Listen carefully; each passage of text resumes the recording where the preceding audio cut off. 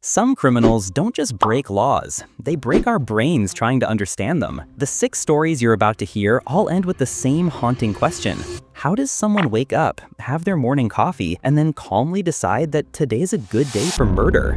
Buckle up, we're diving into the minds of people who made evil look disturbingly ordinary. Case 1. The Butcher of Rostov, Andrei Chikatilo. Soviet Russia, late 1970s. On the surface, Andrei Chikatilo was an ordinary man, a teacher, a husband, a father. Students remembered him as awkward, even timid. His glasses always slightly crooked, his suit jackets worn thin at the elbows. But in remote forest paths and deserted train stations, he became something else entirely. Between 1978 and 1990, children and young adults began vanishing. A shoe found half buried in the snow, a torn piece of clothing caught in a fence. The brutality was unlike anything investigators had seen. Victims mutilated, organs removed, eyes stabbed as if to erase identity itself. Soviet police were under enormous pressure. Wrong men were arrested. Some were executed for Chikatilo's crimes. All the while, the real killer would sometimes stand in the crowd at crime scenes, silently watching the search for himself. Under surveillance in 1990, officers saw him approach another child. That was enough to move in. In the interrogation room, Chikatilo sat hunched, fingers tapping a slow rhythm on the table. When he finally spoke, he listed his victims in order: name, age, method, like a grim inventory. There was no pause for breath, no regret, only the scratching of the pen recording the history of a monster hiding in plain sight. Case 2. The Giggling Granny, Nannie Doss.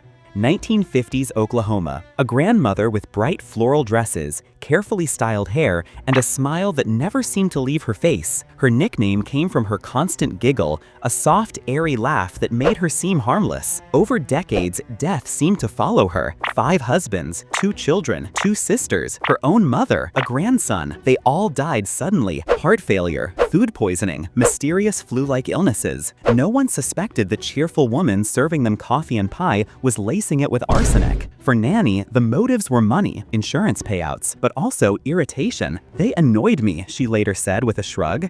When police finally confronted her, she chuckled as if she'd been caught in a harmless prank. Even while describing how she stirred poison into her husband's food, her voice carried the same warm tone. Her laughter didn't lighten the crimes, it made them unbearable. Because it wasn't the cackle of a villain, it was the same sound she used when playing with her grandchildren. Case 3. The Beast of Colombia, Luis Garavito. Colombia, 1990s. Luis Garavito looked like a harmless, middle-aged man, thin frame, glasses, polite speech. But in the space of just a few years, he became the most prolific child killer in modern history.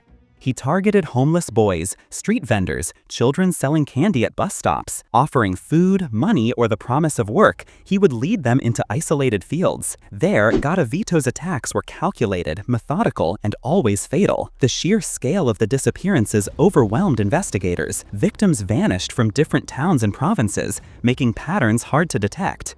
In 1999, police uncovered mass graves, over 140 bodies, many in shallow pits, clothes neatly folded beside them. When questioned, Garavito confessed to killing more than 300 boys. He spoke about them as if listing personal belongings. Because of Colombian law, he could only be sentenced to 22 years. There is a chance, however faint, that the Beast of Colombia could one day walk free again. Case 4. The Nurse Who Didn't Save, Charles Cullen. Hospitals are supposed to heal, but for 16 years, Charles Cullen used them as hunting grounds. From 1988 to 2003, patients under his care died suddenly and inexplicably. Some were terminal, others were recovering. Cullen's method was quiet and nearly undetectable. Lethal doses of insulin or heart drugs slipped into IV bags, killing without visible struggle. Hospitals, fearful of lawsuits and bad press, moved him from one facility to another instead of alerting authorities.